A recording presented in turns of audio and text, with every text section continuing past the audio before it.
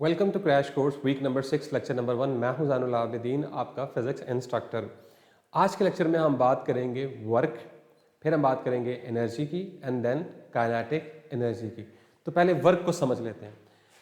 Physics में work को define करते हैं हम कि इसको हम पहले डिफाइन कर लेते हैं। Yes, work is said to be done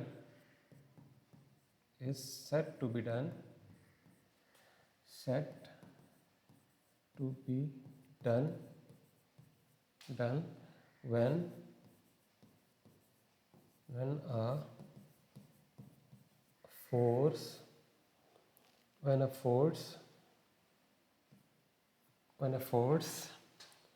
acts on a body and body covers displacement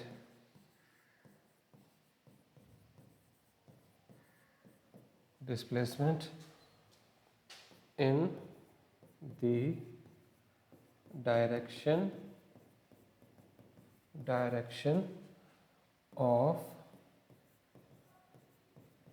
force. Okay, तो वर्क को हम डिफाइन करते हैं कि जब भी हम किसी बॉडी पर जो है वो फोर्स अप्लाई करते हैं, लेट्स से कि ये हमारे पास कोई ट्रैक है और हम कंसीडर कर लेते हैं कि ये हमारे पास कोई कार है या कोई बॉडी है। ठीक है, तो हमने क्या किया कि हमने जब इसके ऊपर इस गाड़ी पे फोर्स लगाई तो गाड़ी ने आगे की तरफ मूव किया और इसने एक डिस्प्लेसमेंट जो है वो क्या की, कवर की।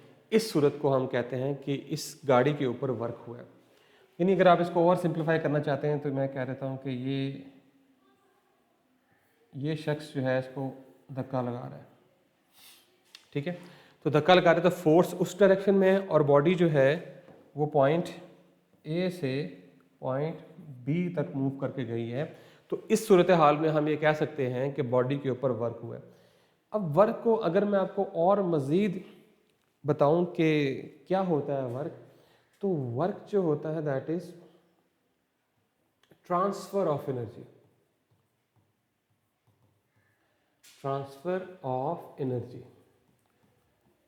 तो हुआ क्या है एक्चुअली, ये जो हमारे पास पर्सन है, इस पर्सन ने इसको एनर्जी ट्रांसफ़र की है जिसकी वजह से ये गाड़ी पॉइंट ए से पॉइंट बी तक मूव की है। तो जब भी हम वर्क को डिफाइन करते हैं तो हम ये कहते हैं कि जब भी हम किसी ऑब्जेक्ट पर वर्क करते हैं तो हम कहते हैं कि हमने उसके ऊपर उसको एनर्जी जो है वो क्या की है, ट्रांसफ़र की है। बहरहाल एनर्जी में बाद में वो एनर्जी क्या होती है। तो आपने याद रखना है कि तब वर्क होगा जब आप किसी ऑब्जेक्ट के ऊपर फोर्स लगाएं और वो ऑब्जेक्ट जो है वो डिस्प्लेसमेंट कवर करे, देन हम कह सकते हैं कि वर्क हुआ है। ओके, इसका जो फार्मूला है वो हम उसको लिख सकते हैं। मैथमेटिकल इक्वेशन जो है वर्क की दैट इज कि वर्क जो है that is F D, force into displacement, दोनों की मैग्नीट्यूड। लेकिन ये तब होता है व्हेन बोथ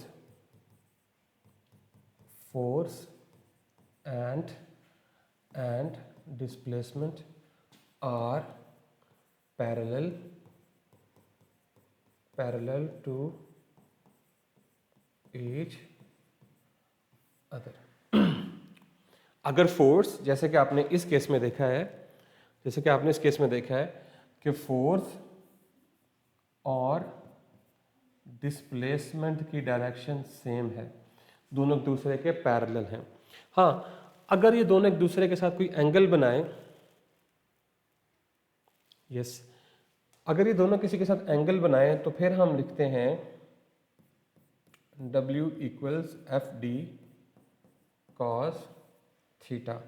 ठीक है, कैसे होता है ये इस तरह से होता है कि लेट्स से कि हमारे पास इस डायरेक्शन में फोर्स लग रही है किसी ऑब्जेक्ट के ऊपर, ठीक है, और बॉडी जो है वो इस डायरेक्शन में क्या कर रही है, डिस्प्लेसमेंट कवर कर रही है। तो फिर हम क्या करते हैं कि हम एक परपेंडिकुलर ड्रॉ करते हैं, यहाँ पे इसको रेक्टेंगुलर कंपोनेंट्स में चेंज करते हैं। तो ये एफ का कंपोनेंट क्या होगा, एफ साइन थीटा, और नीचे वाला कंपोनेंट क्या बन जाएगा, एफ कॉस थीटा। तो फिर हम फोर्स का इफेक्टिव कंपोनेंट जो है वो क्या करते हैं, फाइंड आउट करते हैं। तो फोर्स का जो इफेक्टिव कंपोनेंट है वो एफ कॉस थीटा है, जो कि डिस्प्लेसमेंट की डायरेक्शन में है, जबकि एफ साइन थीटा जो है वो परपेंडिकुलर टू डिस्प्लेसमेंट है।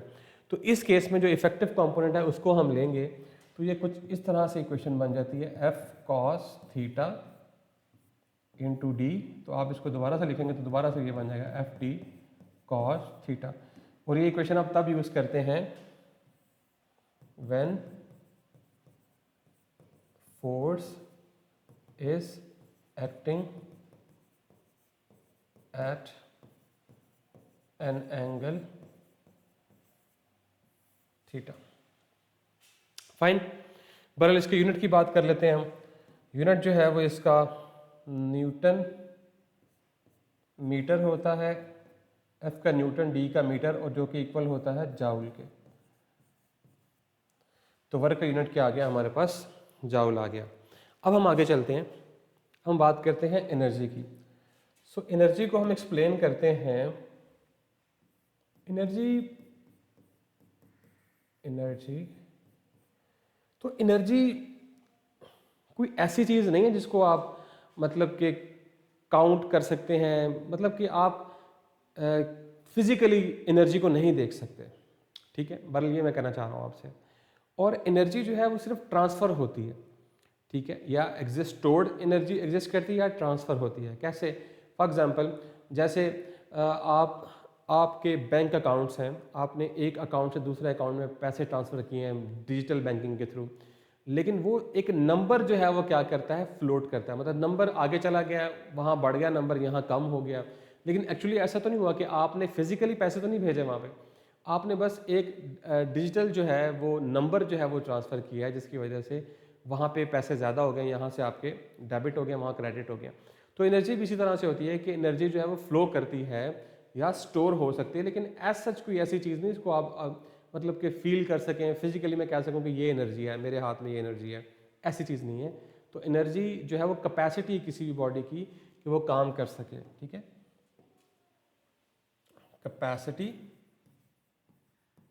Capacity of a body to do work. जी, वर्क करने की जो सलाहियत होती है किसी भी बॉडी के पास, उसे हम क्या कहते हैं, एनर्जी। एनर्जी का यूनिट क्या होता है, जाउल होता है, और इसकी कुछ टाइप्स होती हैं। यस, टाइप्स की बात कर लेते हैं। टाइप्स की बात कर लेते हैं तो हमारे पास इसके कुछ टाइप्स हैं। नंबर 1, इसी तरह से नंबर 2 भी कोई टाइप लिख लेंगे हम, नंबर 3, नंबर 4। और कौन कौन सी टाइप्स हो सकती हैं हमारे पास, सबसे पहले केमिकल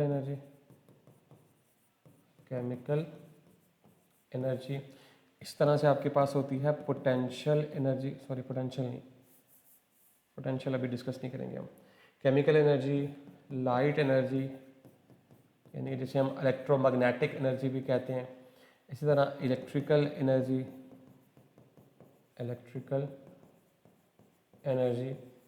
इसी तरह से आप सोनिक एनर्जी जो कि रिलेट करती है साउंड्स के साथ। इसी तरह से एक और एनर्जी का जिक्र है हमारी बुक में, that is the one and only nuclear energy. But मैं ज़्यादा डिटेल में जाऊँगा। केमिकल एनर्जी जो बॉन्ड्स के दरमियान स्टोर होती है उसे हम क्या कहते हैं, केमिकल एनर्जी। लाइट एनर्जी जो इन the form of electromagnetic waves, जो फोटॉन्स होते हैं लाइट के जो हमारे तक आते हैं, इसे हम लाइट एनर्जी कहते हैं। दो हमारे पास जो, अगर लेट से हमारे पास 2 एटम्स हैं, ये 2 एटम्स हैं कोई, इन 2 एटम्स को जिस चीज़ ने आपस में जोड़ के रखा हुआ है, ये बॉन्ड जो है, इसे हम क्या कहते हैं, केमिकल एनर्जी। इलेक्ट्रिकल एनर्जी, जो इलेक्ट्रॉन्स फ्लो कर रहे होते हैं, उन इलेक्ट्रॉन के पास जो एनर्जी होती है उसे इलेक्ट्रिकल एनर्जी कहते हैं। तो साउंड एनर्जी जो है वो इन the form of compression and rarefaction, इस तरह से फ्लो करती है। न्यूक्लियर एनर्जी जो है वो हम न्यूक्लियर रिएक्शंस के थ्रू जो है वो हासिल करते हैं, यानी फिशन एंड फ्यूजन रिएक्शन। तो ये भी हमारे पास टाइप्स ऑफ कुछ एनर्जीज हैं। अब ये एनर्जी स्टोर्ड भी हो सकती हैं और ये एनर्जी ड्यू टू मोशन भी हो सकती है। जैसे फॉर एग्जांपल ये केमिकल एनर्जी जो है ये स्टोर्ड एनर्जी है। लाइट एनर्जी जो है ये in the form of due to motion है, ये भी ड्यू टू मोशन है, ड्यू टू मोशन है, ठीक है, ये भी स्टोर्ड एनर्जी है।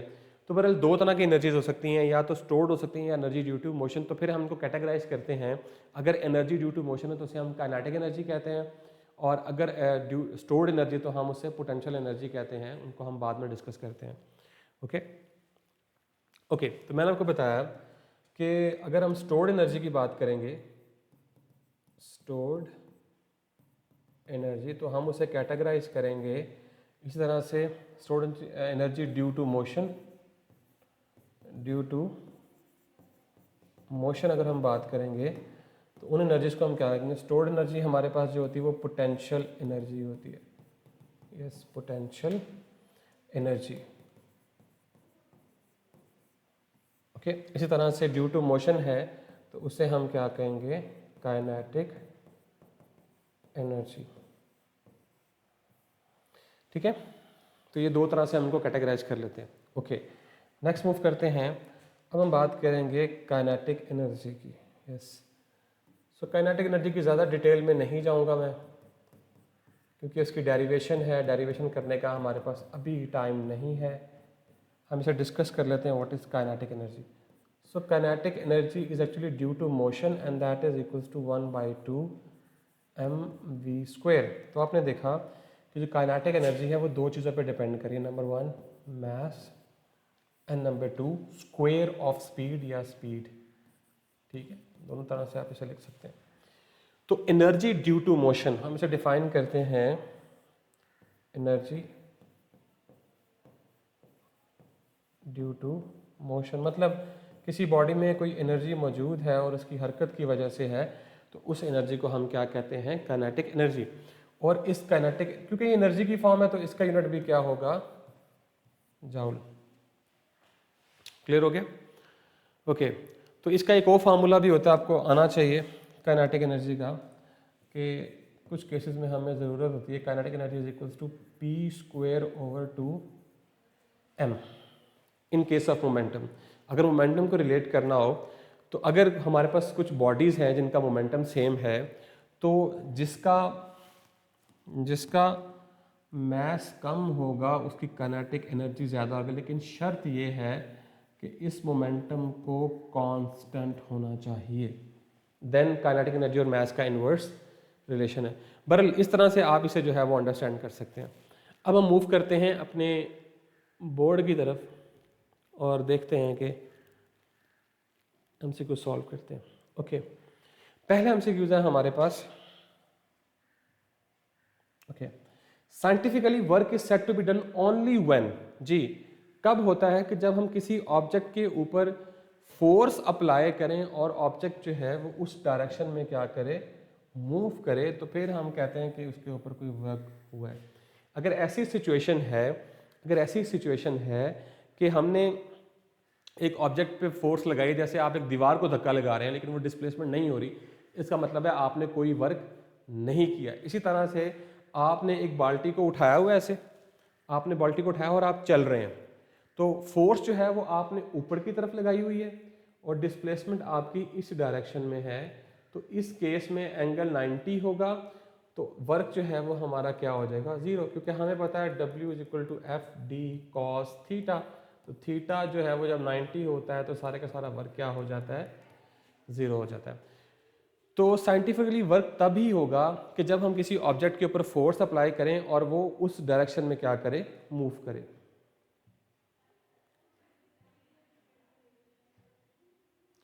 जी SI unit of work is, जी वर्क का SI यूनिट क्या होता है, joule.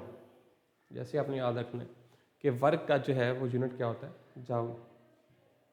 Okay, the following the correct mathematical formula for work. हमने अभी पढ़ा है कि वर्क का जो mathematical formula that is FD, force into displacement. ठीक है, ये तब होगा जब फोर्स और डिस्प्लेसमेंट आपस में पैरेलल होंगे, और अगर पैरेलल नहीं है, एट एन एंगल है, तो फिर हम लिखते हैं FD cos थीटा। तो फिर हम जो फोर्स और डिस्प्लेसमेंट में जो एंगल होगा वो उस एंगल को फिर हम यहां पुट करेंगे, फिर हम वर्क कैलकुलेट करेंगे। ठीक है, आगे चलते हैं। Energy is defined as the capacity of a body to do work. किसी भी बॉडी में जो काम करने की सलाहियत होती है उसे हम क्या कहते हैं? एनर्जी कहते हैं। Okay, the energy stored in the bonds between atoms is called, जी दो एटम्स के दरमियान में जो एनर्जी स्टोर्ड होती है दैट इज केमिकल एनर्जी। ठीक है, जैसे मैंने बताया था आपको। Okay, kinetic energy depends upon two factors, जी मास एंड स्पीड जो है इसका करेक्ट ऑप्शन है। ओके, नेक्स्ट मूव करते हैं। द एनर्जी फ्रॉम लाइट और electromagnetic waves is known as electromagnetic energy. ये भी मैंने आपको शुरू में बता दिया कि लाइट जो एनर्जी होती है that is due to electromagnetic waves या इलेक्ट्रोमैग्नेटिक एनर्जी। जी, if 100 joule cricket ball, 100 gram cricket ball moves with the speed of 2 metre per second, its kinetic energy is, yes। तो यूँ ये ग्राम में है, हम इसे कन्वर्ट करेंगे तो ये 0.1 किलोग्राम हो जाएगा। 1000 से डिवाइड करेंगे तो ये किस में कन्वर्ट हो जाएगा? किलोग्राम में। और स्पीड हमें गिवन है that is 2 metre per second. So we know that kinetic energy equals 1/2 mv²। So 1/2 m कितना है हमारे पास? 0.1 और v कितना है इसका स्क्वायर। जब आप इसे सॉल्व करेंगे तो जवाब आएगा 0.2 जाउल। इसका सही ऑप्शन जो है वो 0.2 जाउल है। ओके, नेक्स्ट मूव करते हैं। आई होप सो कि आपने देख लिया होगा, सिंपल वैल्यूज पुट किए हैं। देखें अब मुझे कैसे पता चलेगा कि मैंने इसको कन्वर्ट करना है? अगर आप यहाँ देख के जाउल है तो इसका मतलब है कि आपको इसको किलोग्राम करना ही पड़ेगा। ठीक है, क्योंकि जाउल एक स्टैंडर्ड यूनिट है। स्टैंडर्ड यूनिट के लिए आपको सारे यूनिट स्टैंडर्ड करने पड़ेंगे। The work energy theorem states that, जी जो मैंने आपको बताया था कि जब भी हम किसी बॉडी पे वर्क करते हैं तो वो वो बॉडी की जो काइनेटिक एनर्जी है वो क्या होती है? चेंज होती है। या हम किसी बॉडी को वर्क करते हैं तो उसकी पोटेंशियल एनर्जी चेंज होती है। तो इन दोनों स्टेटमेंट्स को हम कह सकते हैं वर्क एनर्जी थ्योरम। जो मैंने शुरू में कहा था that is work is actually a change in kinetic energy या is actually due to transfer of energy. तो वो जो एनर्जी में ट्रांसफर होता है वो काइनेटिक एनर्जी भी हो सकती है और वो पोटेंशियल एनर्जी भी हो सकती है। ओके, नेक्स्ट मूव करते हैं। Which type of energy associated with moving charges, जी जब चार्ज मूव करता है तो वो करंट बनाता है। तो करंट को हम क्या कहते हैं? Electrical energy. ठीक है, तो बहरहाल ये हमारे थे एमसीक्यूज। हम आगे चलते हैं। Define work in scientific terms and right it S I unit. मैंने आपको बताया था कि जब भी हम किसी ऑब्जेक्ट पे फोर्स अप्लाई करते हैं और वो ऑब्जेक्ट मूव करता है in the direction of force या in the effective component of force, direction of effective component of force, तब हम कहते हैं कि उसने क्या किया? वर्क किया। और इसका यूनिट क्या है? जाउल।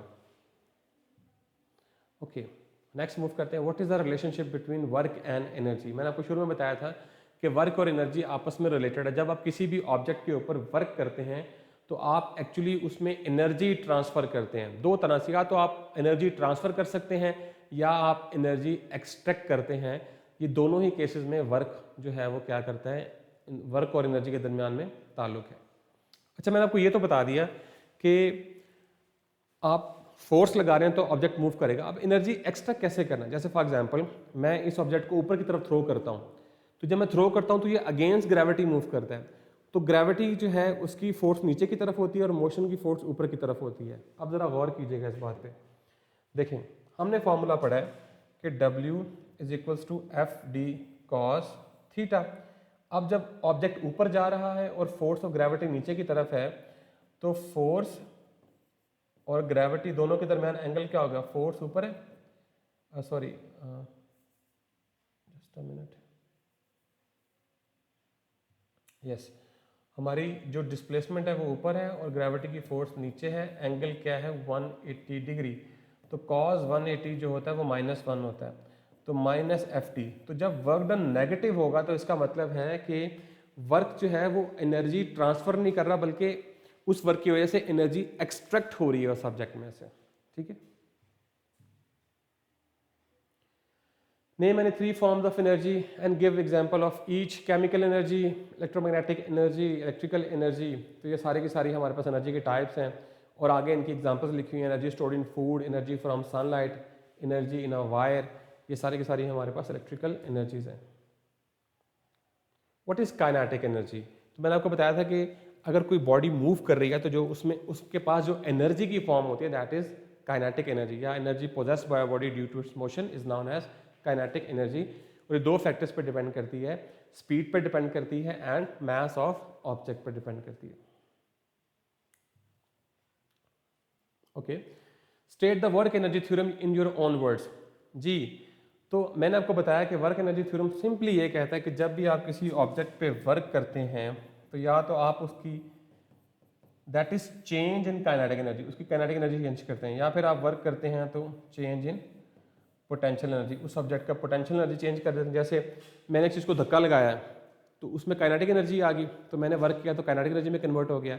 अगर मैंने इस पेंसिल की लोकेशन या पोजीशन को यहाँ से यहाँ तक लेके आया हूँ तो मेरे वर्क करने से पोटेंशियल एनर्जी में तब्दीली आ गई, तो ये भी वर्क एनर्जी थ्योरम का एक हिस्सा है। Okay, explain with examples how work is done in daily life according to the scientific definition. कि साइंटिफिक डेफिनेशन के मुताबिक जो है वर्क जो है वो तब होगा जब फोर्स और डिस्प्लेसमेंट के दरमियान एंगल 0 हो, 180 हो या 90 से कम हो। ठीक है, ये तीन कंडीशंस हैं। और साथ आपने बताना है कब वर्क नहीं होता, वो सारी एग्जांपल्स आपने बतानी है जिसमें हम नॉर्मल या ले मैन लैंग्वेज में हम कहते हैं कि ये काम तो कर रहे हैं लेकिन असल में काम नहीं हो रहा था। जैसे फॉर एग्जांपल आपने एक बाल्टी पकड़ी हुई है, कुछ सामान अपने हाथ से पकड़ा हुआ ऐसे करके, लेकिन आप मूव नहीं कर रहे, तो आप डिस्प्लेसमेंट तो कवर नहीं कर रहे, आपने उसको पकड़े रखा हुआ है, आप तो काम कर रहे हैं, आपको लग रहा है, लेकिन फिजिक्स के एतबार से आप काम नहीं कर रहे। तो इस तरह बहुत सारे एग्जाम्पल हैं जिनको इसने नॉन एग्जाम्पल्स कहा है कि आपने वो एग्जाम्पल्स देनी है ताकि पता चले कि साइंटिफिक वर्क और नॉर्मल वर्क में क्या डिफरेंस है। Derive the formula for kinetic energy using the concepts of work done, force and displacement. जी, ये बहुत इंपॉर्टेंट लॉन्ग क्वेश्चन है कि आप इस लॉन्ग क्वेश्चन में ग्राफ बनाते हैं और ग्राफ बना के आप फिर काइनेटिक एनर्जी का जो फॉर्मूला है उसको ड्राइव करते हैं वर्क को यूज़ करते हुए, कॉन्सेप्ट को यूज़ करते हुए। तो ये आपने कर लेना। तो ये था आज का हमारा लेक्चर। आई होप सो कि आपने इस चीज़ को अंडरस्टैंड किया। अगर आपकी कोई क्यूरीज होती हैं तो आप लाइव लेक्चर में भी पूछ सकते हैं, इसके साथ साथ आप यूट्यूब लेक्चर पर भी कमेंट कर सकते हैं, और इसके अलावा अगर आप कुछ सजेशंस देना चाहते हैं तो वो भी आप दे सकते हैं। तो आज का लेक्चर ख़त्म हो। This is all from my side. This is Zainul Abidin signing off.